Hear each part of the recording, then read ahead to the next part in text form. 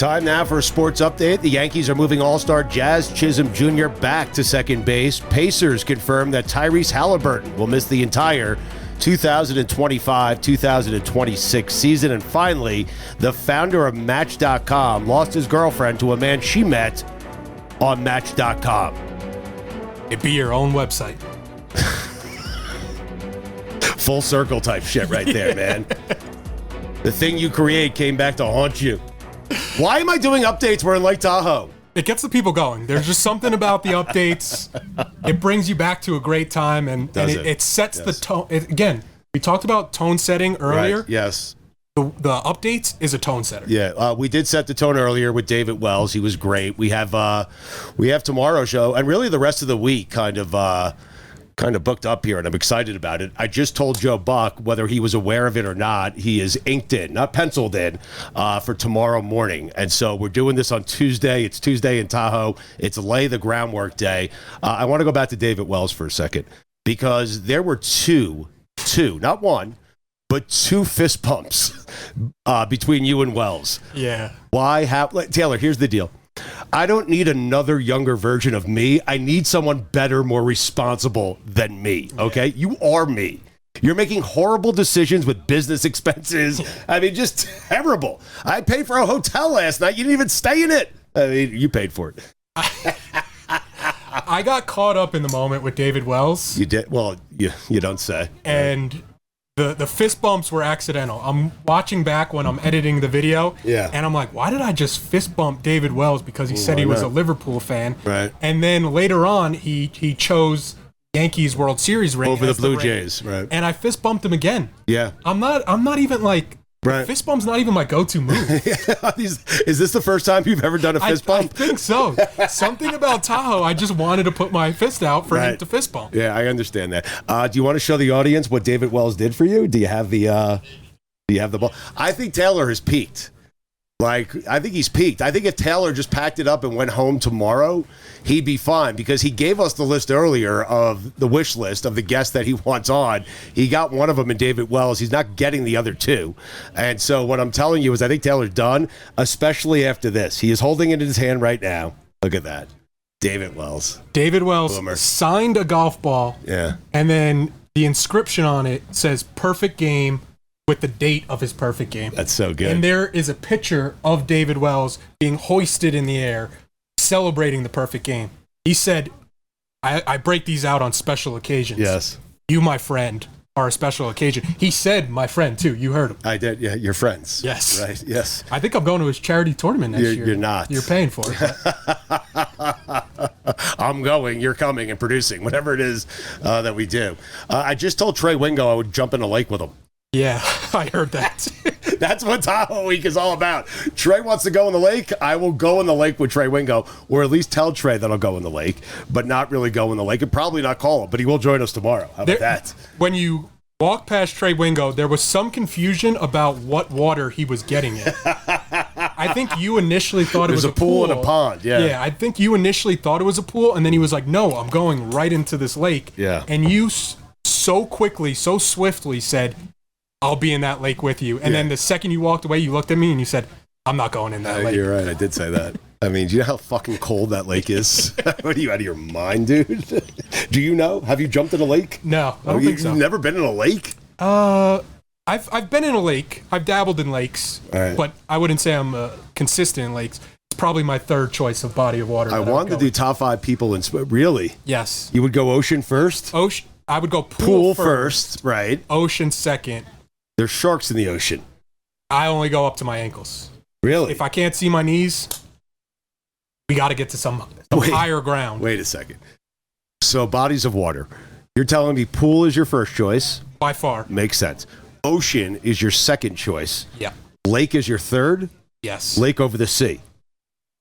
Ocean is the sea, technically. I was going to say, I didn't want to be the one to say, I don't know what the difference between a sea and an ocean is. The Atlantic Ocean is called the Atlantic Ocean for a reason, and the Caspian Sea is called the Caspian Sea for a reason. Do you know what the Caspian Sea is? No. Do you know where it is? No. Do you know anything about the Caspian Sea? Not a thing. Okay. I think this is one of the first times I've heard the word Caspian Sea. Okay. But when you come to Lake Tahoe, you never know where you're going to get into, and now we're in sea talk. Yeah, I also saw Ray Allen earlier. I had a moment with him. I told him that my producer saw him at CVS this morning. He started laughing. He goes, "That's who that was?" I said, "Yeah." I said, "Yes." Now I'm trying to think of bodies of water and how I would rank them, because you would agree though, pool is. I would say pool, lake ahead of the ocean. Okay. Pool is number one. Pool is number one. Lake ocean. I'm more willing to hear a debate. I'm not. Oh no, a lake is great. Listen, here's the key to the lake. Okay, you just get. You don't dip your toe in. You jump in that fucking lake. Okay. You deal with the 5 seconds of freeze. Okay, and then you get used to it, and the lake becomes the greatest body of water of all time. So I'm going to agree with you. Pool for the first 5 seconds. But then lake for the next 50 minutes. You get what I'm saying? Okay. So lake has more longevity. You want to stay in a lake longer than you do in a pool, is what I'm saying. I think pool gets boring, you know? I mean, you toss the football around, you're on a float, you're fucking done. That's it. You know? I think it's different, too, if you have a lake house, a boat on the lake. Right. I wasn't factoring those in. Right. Because my tax bracket, I'm not in that tax bracket. You, on the other hand, you're in that tax bracket. I am. Yeah. You can think about the lake house. I have thought about the lake boat. Houses. Yep, I have thought. Right. I'm on the dock. Right, it's so far away. It's so distant. I got binoculars on, and I can see you out in so the these aren't things you think about. Yeah. These are definitely things that I think about. Yeah. Right. I need the friend who gets me onto the lake for the most part. That's why you saddled up to me, huh? Because I've gotten you here. I mean, what'd you think before? I mean, you were impressed, Taylor. I'm sitting there, and I'm on the driving range. It's me, it's Mardy Fish, it's Aaron Rodgers, it's Jake Owen. I didn't confuse them. Jake made the joke about me confusing them. He's like, "Hey, you got it right." I'm like, "Hey, stop making that joke." But it's not me asking them to come on. It's me. I run this fucking place, Taylor. Yeah. You see it now, right? The mayor. Yeah. The mayor. I think I heard somebody call you the mayor. Well, Billy Rappaport thinks he's the mayor. I love Billy. He's not. I am the mayor. Okay, but I love Billy Rappaport. Billy thinks he runs this place, and he does. He does. He runs the entire event, but I run this event. But you saw it, right? Yeah. Saw it. And there's been a lot of things where I've kind of doubted what you said. Yeah. And you kind of have to see it with your own eyes, like. Right. Like we're this close to Aaron Rodgers? Yes. Like you were like, if I go up to Aaron Rodgers, he's going to be receptive of me. And I was like, I don't really think so.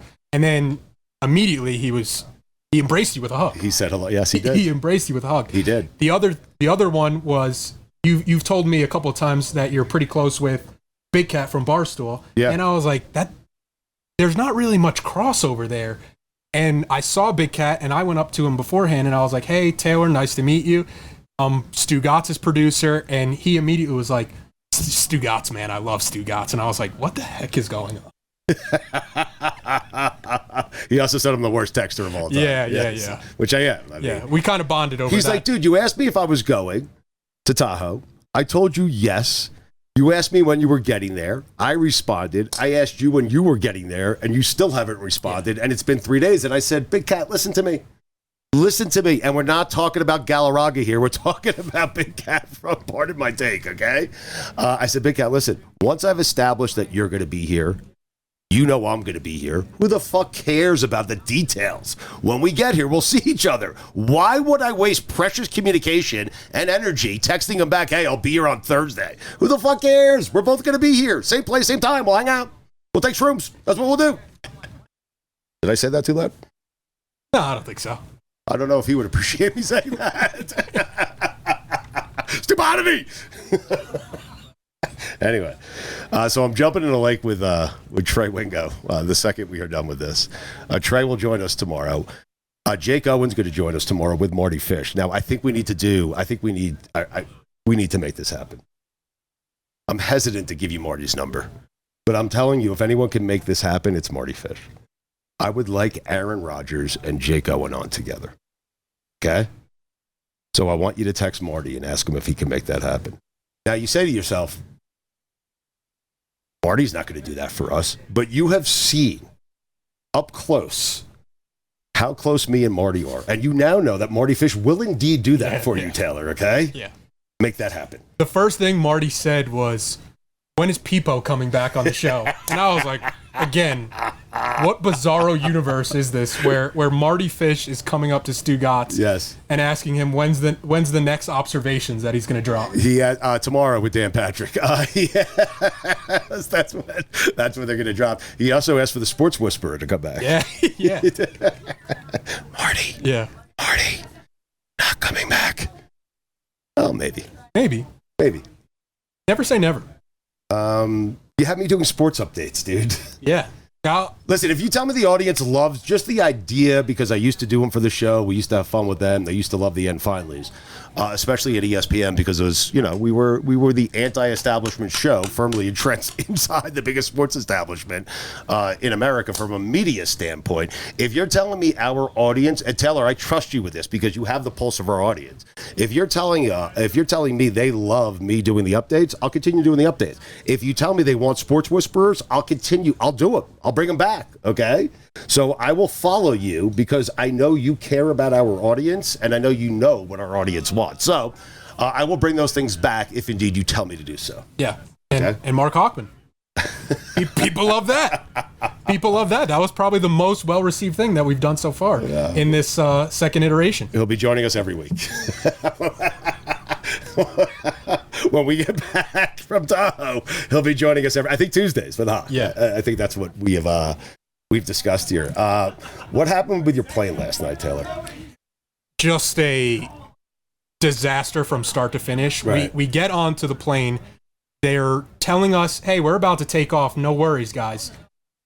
10 minutes goes by, 20 minutes goes by, 30 minutes goes by.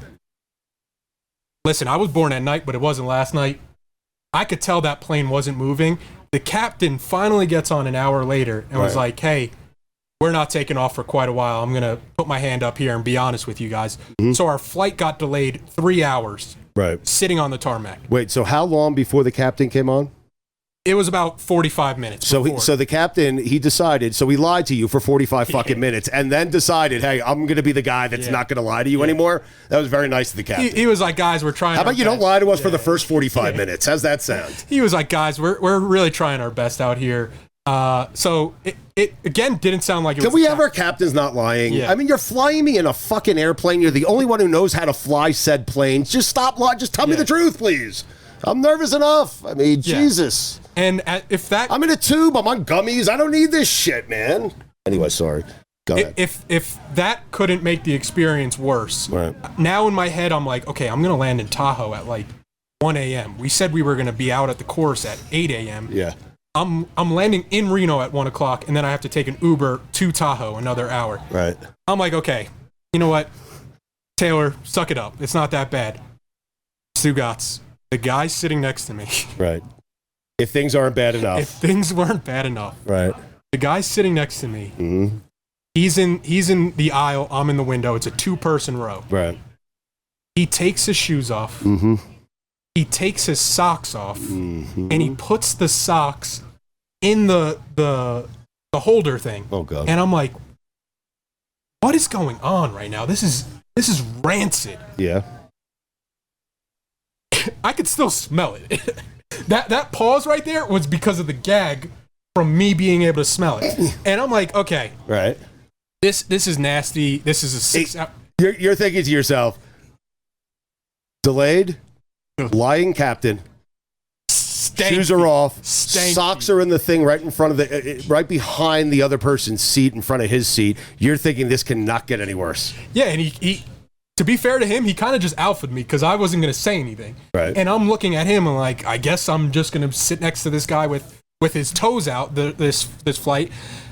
Fast forward, I've kind of put that past me. I'm like, okay, if you look past it, you could get past the smell. Right. Some people do it. It's their seat. They paid for the seat. They can go fuck themselves. But I mean, some people do it. Yeah. He reaches in front of him where his socks are, and he grabs the throw up bag, and I'm like, oh no, like what is happening right now? Right. I'm looking at the flight tracker on the TV. It's like 3 hours left in the air. Right. I'm like, oh no, this is a disaster. If he's grabbing the puke bag with 3 hours left, he does not go to puke. He reaches in his backpack and he pulls out sunflower seeds. Of course he does.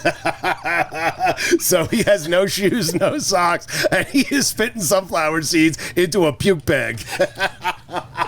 And the whole time I'm like, what is happening? What is it? Just felt so out of place. Was it David Wells? No. It was so. I know you don't want to ruin your friendship with Wells here. You have a signed golf ball and everything, but I can see Wells doing all of it, to be honest with you. Yeah. And to be honest, I couldn't say anything to the guy the entire time. I was like, okay, right, we're in this together. I kind of gave him a pass with the delay, the 3-hour delay, to be like, okay, like nobody wants to be on this plane right now, and I'm not going to be the one who escalates the situation. I would go to my grave. I'm dying before I'm confronting that guy. Right. Makes sense. I mean, why would you confront that guy? That guy will end you, dude. That guy is not to be trifled with, man. Seriously. You think he gives a fuck? No. He knows you're not enjoying it? No. Right. I hate that guy. Yeah. And I also... Not that guy in particular, just that guy who is so comfortable in his own skin, doesn't care about anyone, that he is willing to take his shoes, his socks, take them both off, put the socks in the fucking thing in front of him, and then grab a puke bag and sunflower seeds and spit the shells into that. He's me. To be fair, he was also extremely nice to me. Right. So that kind of That's played how they do into it. why. No, that's how evil people do. Yeah, he was using the one charger under the seat, and if you wanted to use it, he could see that I was looking for a second charger, and he was like, "Hey, man, I'm done charging my phone. If you want to use it." And I was how like, about I don't want to touch anything that you've touched? How does that sound? I'd rather have no cell power than touch anything that you've touched. And I also had a moment on the plane where I'm fairly young, relatively young. Yeah. 31 years old. That's young, Taylor. Yeah. But I'm officially at the age where I feel sneaky old at times, and there's things that can make me feel sneaky old. Like? Because I was on the plane, I downloaded a bunch of podcasts. I downloaded The Right Time with Bomani Jones, the Mina Kimes podcast, but I'm listening to... How about the Greg Cody show featuring... 7 vs 70. He had a Olympics versus granddaughter. That man is so ahead of his time. I don't want to spoil what happened, and it's not because I haven't listened to it yet, and it's in my queue. Good. But I'm listening to Bomani's podcast. So good. And they're talking about the Jalen Ramsey trade to Pittsburgh, leaving Miami. Minkah Fitzpatrick coming back to Miami, and the moment where I felt sneaky old is Bomani's producer called Jalen Ramsey sneaky old. And I'm like, I looked it up. I'm like, Jalen Ramsey's 30. Right. I'm at the age where people are now... He is sneaky old, though. He is. I'm now at the age where people are saying that athletes are old. And I'm like, oh my God. Like if Charlotte Wilder, who I love, had a tweet about this one time that watching sports in your 30s is like this very sobering experience because people are describing athletes in their mid to late 30s as like these decrepit humans that are like, how is Tom Brady going out there at 37 years old? He's defying physics, when it's like, I'm 37. I feel good. Yeah, but you're producing a show. They're playing football, a violent sport. So yes, what he does at 37 in his occupation is very impressive as compared to an accountant who shows up to work every day. There's a couple people here that I've been sizing up. Like? Aaron Rodgers, he's big. Yeah, be careful what you say because we're trying to get Aaron on the show tomorrow. Yes. I know what you're going to say. No, I saw it too, okay? What I was going to... Just say it, Taylor. He's aging. No, I would never say that. Okay. I said it, so you didn't have to. Right, I said it because they'll still hug me tomorrow. Watch out for the Steelers. Yeah, I know tomorrow. You know what I told them? I said, you're going to win a Super Bowl this year, right? Now you're going to win one. He goes, would you be upset? Yeah. He goes, do you like me? Or I go, I would be upset if you won a Super Bowl. Yeah. So anyway, continue. I'm sorry. Yeah, part of it is like the as a former Jets fan, I still kind of do claim the Jets, even though Mac Hollins only plays for AFC East teams exclusively, except for the Jets. So I think part of that is like the Jet fan who's like, I know what's going to happen. I've seen how this story ends. But when Aaron Rodgers and Jake Owen were next to each other, I just kept having the thought like, I don't know how Stugotz made this mistake. Well, listen, Jake Owen is small. Something has happened to both of them. Because Jake doesn't look... Well, Jake's the best looking guy here. It's either Jake or Joe Buck. Joe Buck. Joe Buck is the Should we tease Buck no or Buck yes tomorrow? I told Joe we're having you on to play Buck yeah or Buck no. He said, "Why do you waste my time?" I said, "You enjoy it. What do you want to do? Talk Royals?" Why does everybody want to talk Royals? Because there's a station from Kansas City here. But it feels like there's a very like heavy, like I guess that's why they come out. It feels like there's a heavy. There is Kansas City contingent that comes out here. No, they had Rob Riggle holding court before. So what happened? Riggle is one of them. Yep. We've had Riggle on every year here. So just ask Riggle to come on. Come on. What happened was Mahomes and Kelsey really kind of for a few years took this event over, and the Chiefs were winning Super Bowls. Those guys were great, and then this place was flooded and will be flooded again this year. You'll see Kansas City Chief fans all over this place. Right, and now they love Jason Kelsey as well because he's not playing against them. He's just Travis's brother. And so there is a very Kansas City, you'll see a lot of fans from Kansas City. The station's here. A lot of Chiefs players are here. There's just a lot of connections to this event and the Kansas City Chiefs. So you noticed that, huh? Yeah. Before, with the Kansas City talk, I was kind of wondering, do you think... And now, by the way, there's a third station. So I've told you this before. It started off as just us and 810 in Kansas City. Now Dan Patrick's here. We've said hello to him. He'll be on tomorrow. But now you have a station from San Francisco coming tomorrow. I'm not certain which one. There's two there. And why? Because Steph Curry won the thing 2 years ago. Seriously. And so now they feel like they can be out here. It's a chance and an opportunity to get Steph Curry on their show, right? So that's why they're coming out here. With the Kansas City contingent here in full force, it made me think earlier, like sometimes I underestimate, one, who you are and how big your reach is. Yeah. And two, just how big the overall show's reach was because, you know, I love the show. I started working for the show, and you kind of lose some of that perspective sometime. When you get inside of it, yeah. Yes. But I was wondering, with your reach, what do you think the chances are that Patrick Mahomes is aware of how bad your take was, daring him and Andy Reid to become what they've become? Oh, I think he knows. I would say, well, we played it for Alex Smith, and he thought it was the greatest thing he had ever heard. Also thought I was wrong. I was like, hey, I was propping you up, dude. And he was like, it was a bad take, dude, but funny, and I appreciate your support. There's no way. So I'm tight with Spags. There is no way. If Patrick Mahomes says he is not aware of that take, he's lying. Okay? He's definitely heard it, probably laughed at it, but there's no way you can listen to that and take me seriously, is there? I'm just doing a thing. You mentioned propping up Alex Smith there. I did mean it. The best part of that clip, when you listen back to it, is how quickly you prop up Alex Smith, and then just as quickly dismiss him, saying if he was better, which he's not, by the way, right, Andy Reid would have had more success. Well, that's Andy Reid's job to make him better. I wasn't blaming Alex Smith there. I wasn't turning on my friend Alex Smith. I love Alex Smith. I was saying if Andy Reid wanted to do some coaching and coach him up a little bit and make him a better quarterback, then Alex Smith would have won multiple Super Bowls. That's all I said. Yeah. And Patrick Mahomes, which he's not, by the way. Andy Reid took the easy path. He didn't have to coach Mahomes. Yeah. Smith required some coaching. Mahomes, he's like, oh, this guy can fucking fling it 90 yards and win me 3 Super Bowls. I'm good. And there's two sides to that coin. One where it's... There's two sides to every coin. Yes. Yeah. Andy Reid gets the great quarterback, and he has the built-in... You're doing it with Patrick Mahomes. You have to do it with somebody worse.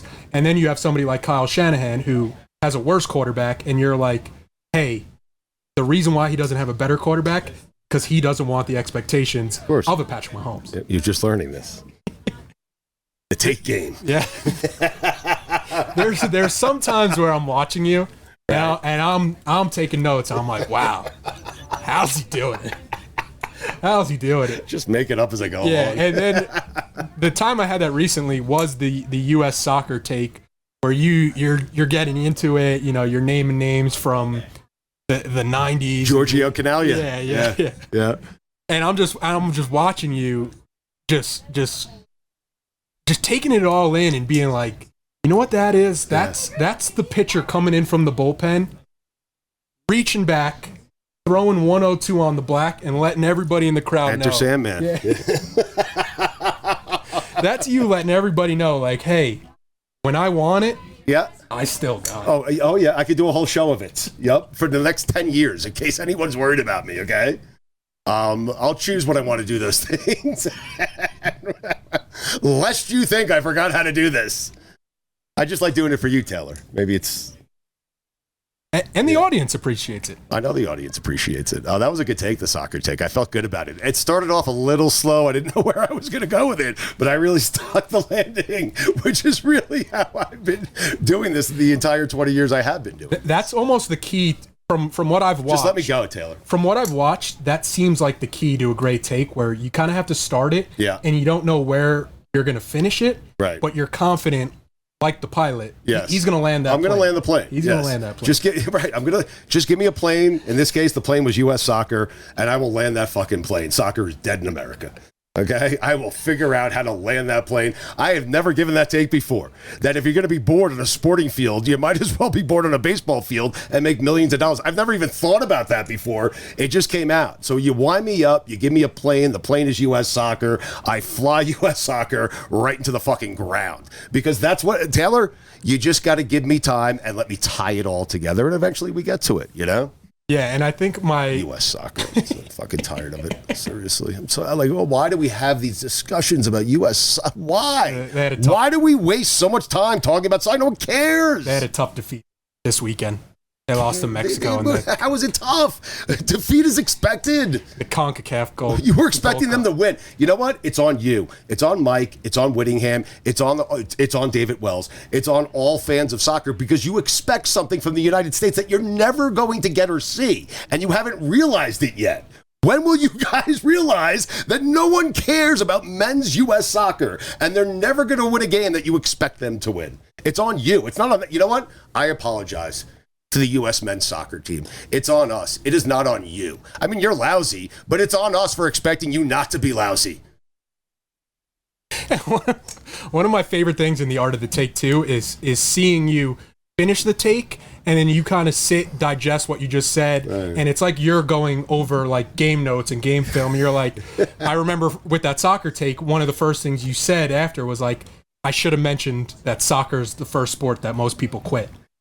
Where it's like, again, that's why you're such a great take artist, because you're conscious and you're always looking to improve. I'm thinking about these things, yes. You're always looking to improve the take.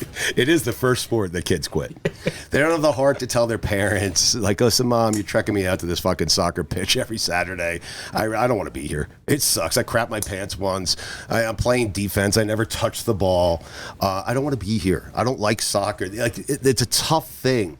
And so what the kids have learned to do is, if I'm going to tell my parents I don't like this sport, I better give them some other sport that I like, because my parents don't want to look after me every weekend. I mean, that's what it is.